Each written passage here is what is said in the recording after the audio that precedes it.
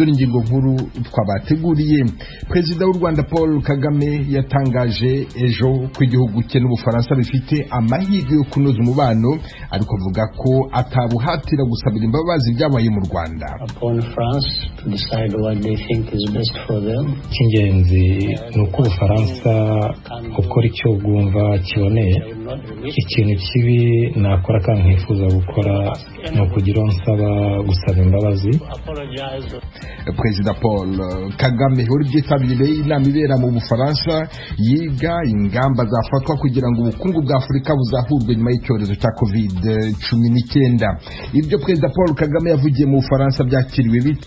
Ikiganiro Perezida wa Repubulika yagiranye na RFI na France 24 nabonye ko cyari kigamije ikintu kimwe, gutegura urugendo rwa Perezida Macron mu Rwanda ruzaba muri byumweru bibiri biri imbere kuri 27-28 Gicurasi.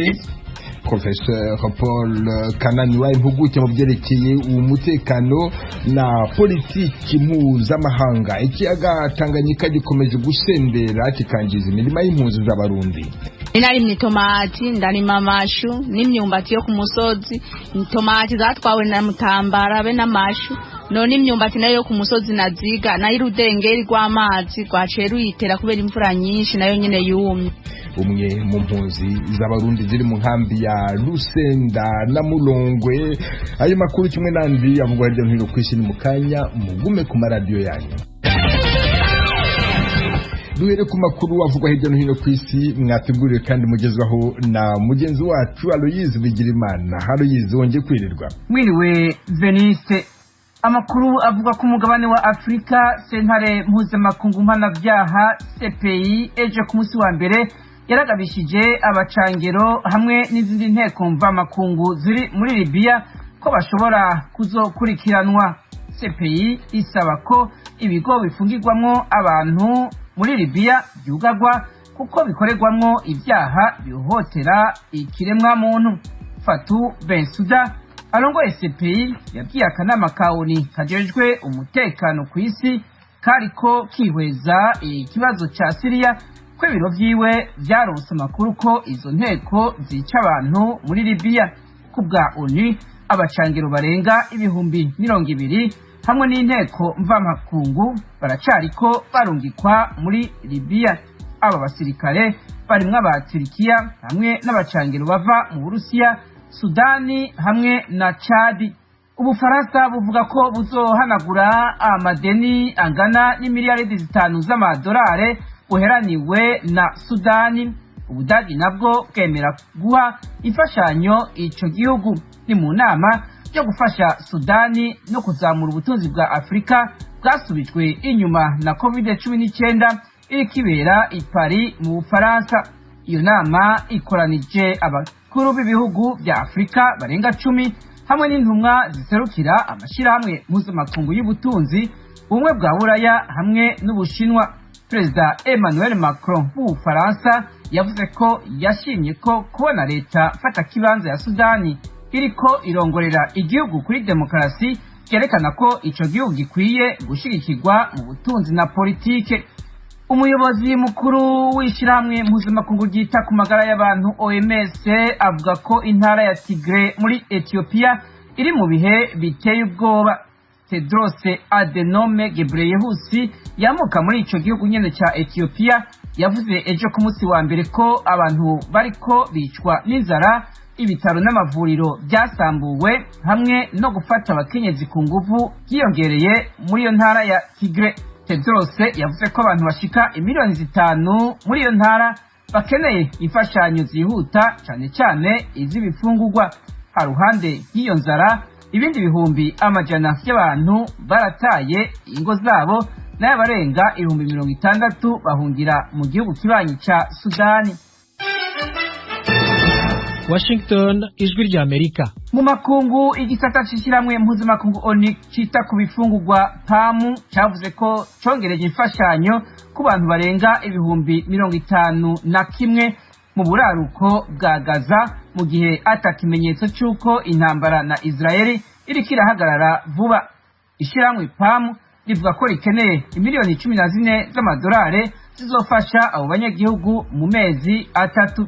PAM ivuga kandi ko ikeneye izindi miliyoni 31,800 by'amadolari z'inyongera kugira ibandanye ifasha abandi bantu barenga 435,000 basinzikajwe n'izo ntambara muri Gaza hamwe na Cisjordania.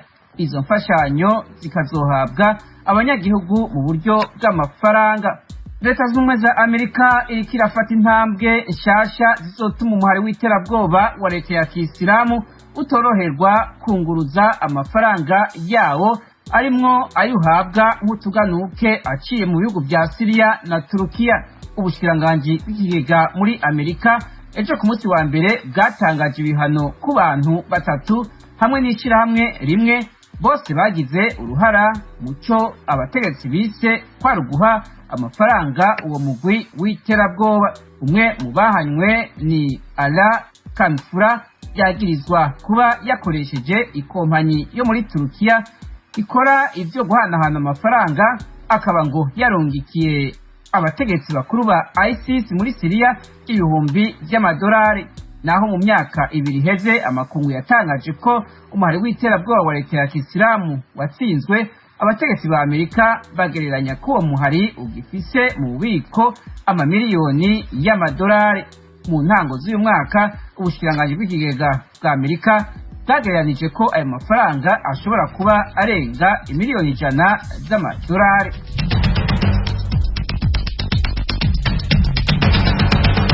Urakoze Aloyizi Bigirimana. Mukomeje kumva radio Ijwi ry'Amerika yumvikanira kuri FM 104.3 no kuri FM 88.3 ya radio Inshuti ya bose mu Rwanda. Mu Burundi ni ku mirongo migufi ya shortwave kuri metero 1922. Mushobora kandi kumva ibiganiro byacu muciye ku rubuga rwa internet kuri wa eshatu akadomo radio yacu VOA.com naho ku mbuga za YouTube, Instagram na Facebook. Adresi yacu ni VOA Radio. Mu Bufaransa kuri uyu wa kabiri hatangiye inama ihuza perezida w'icyo gihugu Emmanuel Macron n'abandi bakuru b'ibihugu 21 barasuzumira hamwe inzira zanyurwa kugira ngo ubukungu bw'ibihugu bya Afurika bwazahajwe n'icyorezo cya COVID-19 buzahurwe. Leta zunze ubumwe za Amerika zirahagararirwa na minisitiri w'umutungo Janet Yellen. Ubushinwa nabwo burayikurikiranira kuri murandasi. Abakuru b'ibihugu batumiwe muri iyo nama harimo perezida wa Mozambique Felipe Nyusi. Igihugu cye cyugarijwe n'intambara y'intagondwa zigendera ku matwara ya Kisilamu. Hari na perezida w'u Rwanda Paul Kagame watangaje ejo ko igihugu cye n'Ubufaransa bifite amahirwe yo kunoza umubano. Washington, Ijwi ry'Amerika. Aganira n'abanyamakuru ba televiziyo France 24 na radio RFI, perezida w'u Rwanda yishimiye ku Rwanda n'Ubufaransa biri mu nzira yo kunoza umubano, ku Rwanda rwiteguye kwakira uhagarariye Ubufaransa mu Rwanda. Abajijwe icyahindutse kuva mu mwaka wa 2014 igihe yavuga ko Ubufaransa bwagize uruhare muri jenoside yakorewe Abatutsi, Perezida Kagame yashubije muri aya magambo. For me, I'm entitled to my own opinion because I also live. Kuri njye mfite uburenganzira bwo kugira icyo mbitekerezaho kubera ko ibyabaye narabibonye, ibyo navuze narabivuze. Nshobora no kuba nemera ibyo navuze icyo gihe ndetse na n'ubu, ariko twavuga ko utunama twigenga twakoze akazi katwo. Ibihugu nk'Ububiligi ndetse na Leta Zunze Ubumwe za Amerika byasabiye imbabazi ibyo bitakoze kugira ngo bitabare igihe rwari ruhinanye muri 1994, ariko Perezida Kagame yavuze ko atahatira Ubufaransa nabwo gusaba imbabazi. All that matter is upon France to decide what they think is best for them. Cy'ingenzi ni uko Ubufaransa ukora icyo bwumva kiboneye. Ikintu kibi nakora kandi nkifuza gukora ni ukugira nsaba gusaba imbabazi. Ndabibarekeye. Biba byiza iyo bikozwe ku bushake kandi isi yose niyo izareba ibyo bakora abanyamakuru bamubwiye ko ifatwa rya Felicien Kabuga rigaragaza ko hari ubushake bwo gufata abagize uruhare muri jenoside. Abajijwe niba yifuza ko Madame Agathe Habyarimana yafatwa koherezwa mu Rwanda, yavuze ko atari we wenyine uri mu Bufaransa kandi ko atari ugomba kubisaba. Ubufaransa buzemeza icyo bushaka gukora, ntabwo nshaka kugira inama. Nshobora kubisaba binyuze mu nzira zizwi, ariko sinshobora na gato kubabwira icyo bakora. Ku byerekeye akarere k'ibiyaga bigari, abanyamakuru babwiye Perezida w'u Rwanda ko umunyekongo Dogiteri Denis Mukwege asaba ko imyanzuro y'ikiswe raporo mapping y'umuryango w'abibumbye yatangajwe mu mwaka wa 2010 ku bwicanyi bwabereye mu burasirazuba bwa Repubulika ya Demokarasi ya Kongo ishyirwa mu bikorwa. Bamubaza niba yakwemera ko abasirikare b'u Rwanda bashyirwa mu majwi baburanishwa. Asubiza muri aya magambo: Mapping report has been extremely controversial and raporo mapping ntivugwaho rumwe. Hari abatemera ibikubiyemo, haba muri Kongo cyangwa se mu bihugu bihana imbibi. Yahawe intera ndende ya politiki. Dogiteri Mukwege yabaye ikimenyetso cy'abantu batigaragaza, bamuhaye igihembo cya Nobel, bityo bamubwira ibyo agomba kuvuga, kandi hari andi maraporo avuga bihabanye nabyo. Dispute and say completely the opposite. Perezida Paul Kagame yakomeje avuga ko ingabo z'umuryango w'abibumbye zimaze imyaka irenga 20 mu burasirazuba bwa Kongo, ariko zikaba zitarahagaruye umutekano. Asubiza uwari umubajije niba ingabo z'u Rwanda ziri muri Kongo nk'uko bivugwa na Loni, yavuze ko iyo zibayo haba hatekanye. Ku byerekeye ibibera mu gihugu cye, asubiza uwari umubwiye ko Paul Rusesabagina yabeshywe agashimutwa, Perezida Paul Kagame yamushubije ko abona nta kibazo cyo gutega umutego umunyacyaha.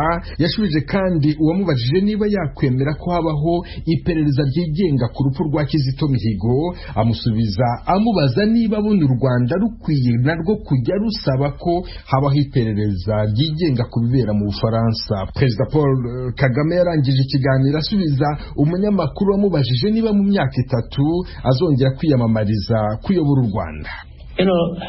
Above all, I wish God continue. Hejuru ya byose ndasaba Imana ngo ikomeze mu buzima buzira umuze. Ibyo ni ibindeba ku giti cyanjye. Ku bindi bya politiki, abanyarwanda nibo bazemeza igikwiye.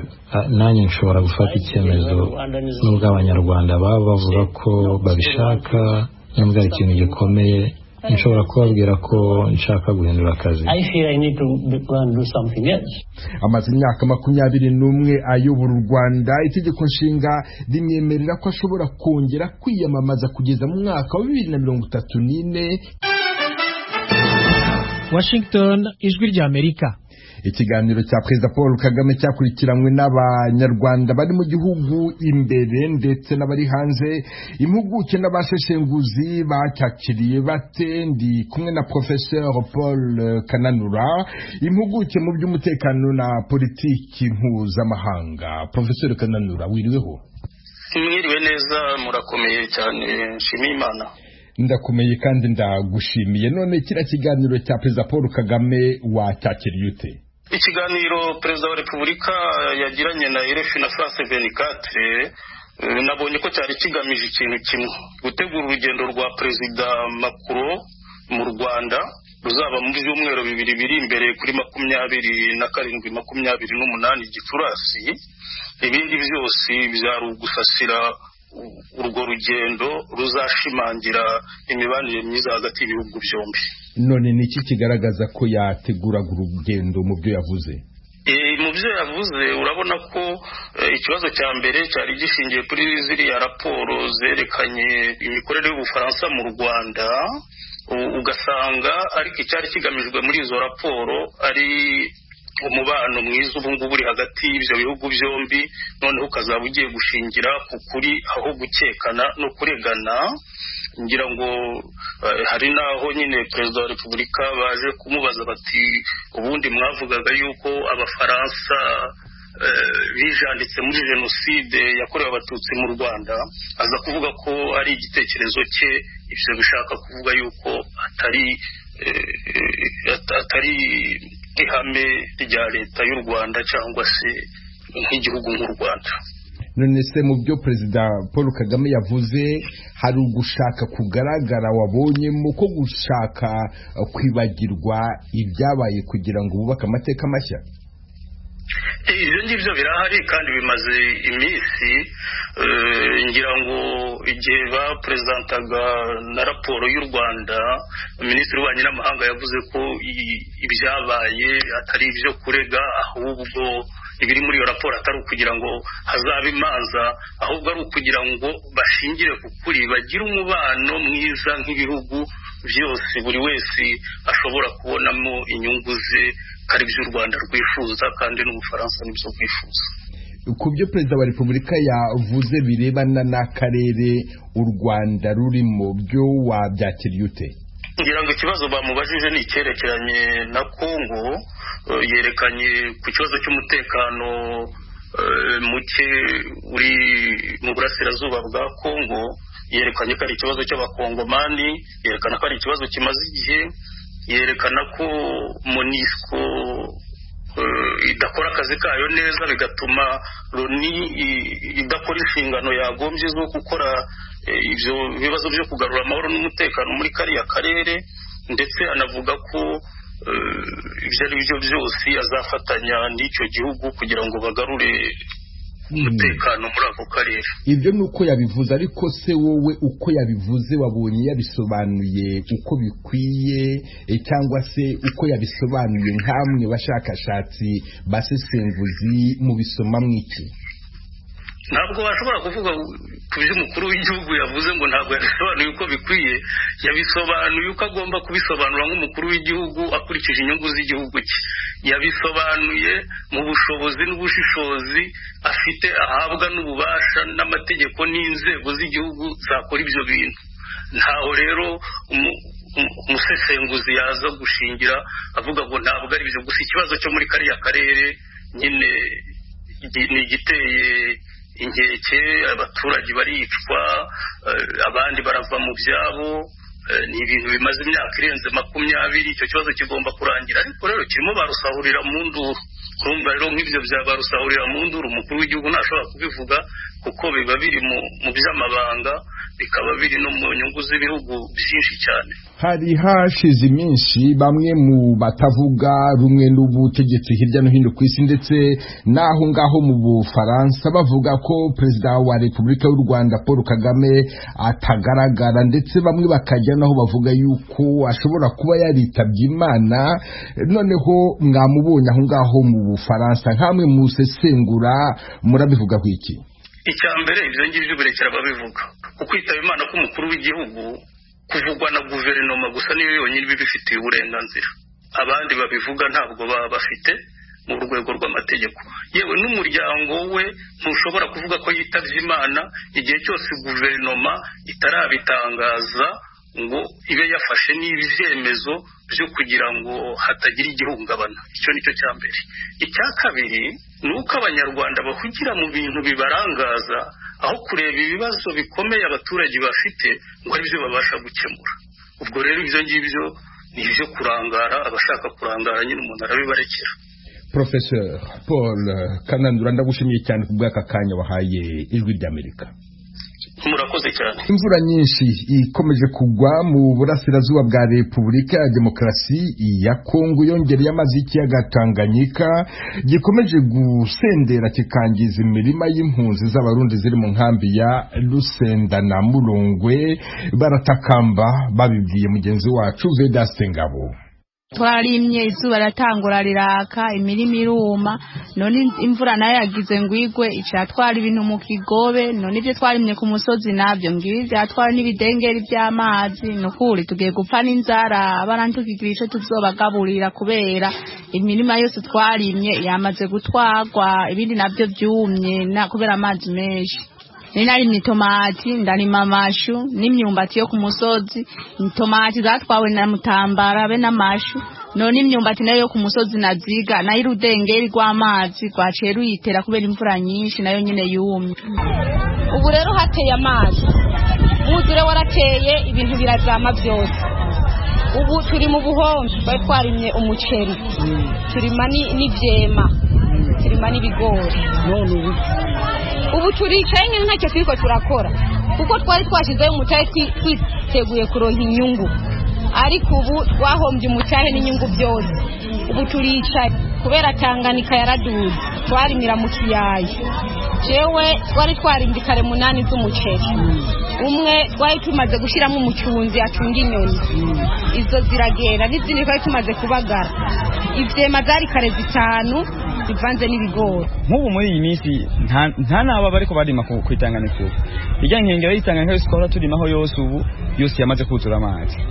Tugize nkaya twari tusigaje twitwa ko twari dusigaye gatoya two torimya ko kunkengera natubu ngubu muri imvura iherutse kugwa twose twaragiye. Niko twinyene nakoze bu yarapfuye yose ubu narahevye ubu ndiko ndonjera ku misozi ahantu hafi hegereye ubugonga bumanuka no kwitanganyika ubu nta kazi kafiharu. Kazi kose kasana kafu cyarahaba cyane mbere cyane itangana tugifite ngaha wari intomati ko sanga utomate ruje ruboneka neza cyane kandi intore itomati renga kwanza niho hari imvura yaraguye amazi ari yisuka munze mu mirima ararengera duhomba tujya dutaye bagenda baduha harugo uba wakutubitsa umukandi ugahereza agafaranga umubembe yamara kukarya ukagenda ugahinga y'amazi yaca yinjiramwo ubu bihombeyemo byose inzara iguma ari yayindi. Wewe wari wahinze hangana gutari ko bimeze gute? Nari nahinze biturutse ko umubembe yari yampaye, ntabwo napimye amakare ariko nahinze. Ibyo nakoresheje bivanye nuko hari igihe uronka ko kabasa k'umuceri ugahita usanzaza nyine mu murima ukabona nyine ko uteragiye. Ubu nyine twaricaye nta bindi bivuze. Abantu benshi turapfa n'inzara kubera ya myumbati twari twishimiye yatwawe. Twagenda mu babembe bakaduha ahantu turimye tukazogabura, none n'ahandi twahora turima tukagabura byaciye bitwagwa n'amazi. None tugiye kubaho gute? Mbona n'akamwe no kudutaya dutaye aya n'amezi 4 nimba 5 tutarapokera. None abana tuzobaha iki none? Ahubwo ntabaje ntakamba badufashe nyabuna mu mashira hamwe atwiteho rwose turashira n'utwumbati twarimye tw'amezi 4 twose twaboze n'imizi timworaba mana yanje. Ubu nukuvuga imyumbati yose ni mu mazi gusa butuko turarandura imyumbati maze amezi n'urumva no kwera ntibirera. Yego hanyuma rero hari hageze nyine no mu gihe kandi tumanuka mu Kigobe kugira dutangure kwitegura kurima mu Kigobe kuko dusanzwe turima kare hagikanye kugira ngo niburi umuntu aza gukoresha ya moteri avomera gake kuko imoteri nk'ibitoro. None uruzi imbuto nago rwarazitwaye kandi imbuto nazo zari zaguzwe amafaranga menshi, imbuto z'amatomati, amashu n'ibitunguru. Abandi nabo twarabuze mbere naho tuzitera kuko utari bwatere yaciye burahaziterana. Nitwamukeshimana twebwe mu byo twarimye byose izuba ryarace, imirima iruma, ibyo twateye biruma. Ubu nayo imvura yagize iragwa, amazi acaratera mu mirima y'imyumbati twarimye, ibiharage twarimye byose byarahoroce kubera imvura nyinshi, n'ibigori ntacyo tuzobikurako.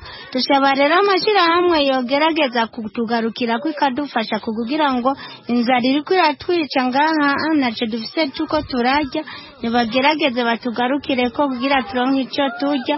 Amashirahamwe atwiteho turabe ko tworonka ikidufasha natwe.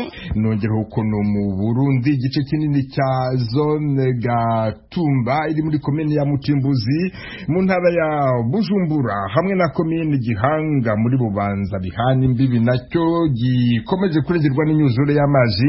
Abaturage batari bake bavanywe mu byabo hashize imyaka 3 yikurikiranya.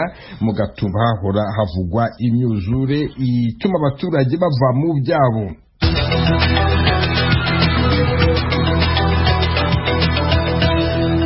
Washington, ijwi ry'Amerika. mukomeje kumva radio ijwi ry'Amerika ivugira Washington DC mu Kirundi n'Ikinyarwanda. Uyu ni umunsi wa gatatu w'irushanwa nyafurika rihuza amakipe akomoka mu bihugu 12 mu mukino w'amaboko basketball rizwi nka Basketball Africa League BAL ribera mu Rwanda. Iminsi 3 y'ejo yagenze ite uyu munsi hateganijwe iyihe mikino i Kigali ndi kumwe n'umunyamakuru w'ijwi ry'Amerika. Umwe mu banyamakuru bake batonzwe kugira ngo bakurikirane iri rushanwa Jean-Claude Munyandinda wiriweho. Amwe neza neza. Jean-Claude watubwira uko imikino itatu yari iteganijwe ku munsi w'ejo kwa mbere yarangiye. Ku munsi w'ejo habaye imikino itatu nk'uko bivuze mu itsinda rya gatatu hatangiye umukino wa AS Douanes muri Senegal yatsinze Groupement Sportif de Petrolier muri Algeria ku manota 98 kuri 76. Umukino wa kabiri muri iryo tsinda rya gatatu nyine Zamalek mu Misiri yatsinze Ferroviario muri Mozambique 71 kuri 55. Hanyuma umukino usoza wabaye mu ijoro bw'itatu mu itsinda rya mbere AS Monastir muri Tunisia itsinda Gendarmerie Nationale muri Madagascar yihanangirije ku manota 113 kuri 66. Ntibiteye impungenge ko ikipe ya Monastir ishobora kugerera ikipe ya Patriote yo mu Rwanda mukebo nkako yageriyemo Gendarmerie Nationale ya Madagascar cyane ko aya makipe ari mu itsinda rimwe. Nibyo koko birasaba kwitonda kuko ikipe ya Monastir irakomeye yagaragaje imbaraga nyinshi, ari byo rero bisaba umutoza wa Patriote kuba maso cyangwa kuba menge, agasaba abakinnyi be nka Prince Ibe, Kenneth Gasana ndetse na ba Brandon Cosina kuba kwitonda kuko ikipe ya Monastir yagaragaje ko ifite bakabuhariwe barimo ba James Mayok, harimo Radwane Slimane ndetse na Wade Araki bakomeye cyane bagomba kwitonderwa. Muri iri rushanwa rya Basketball Africa League si umukino nyirizina gusa harimo n'ishusho y'ubuhanzi. Mu ikipe ya Patriote harimo kugaragara umuhanzi mpuzamahanga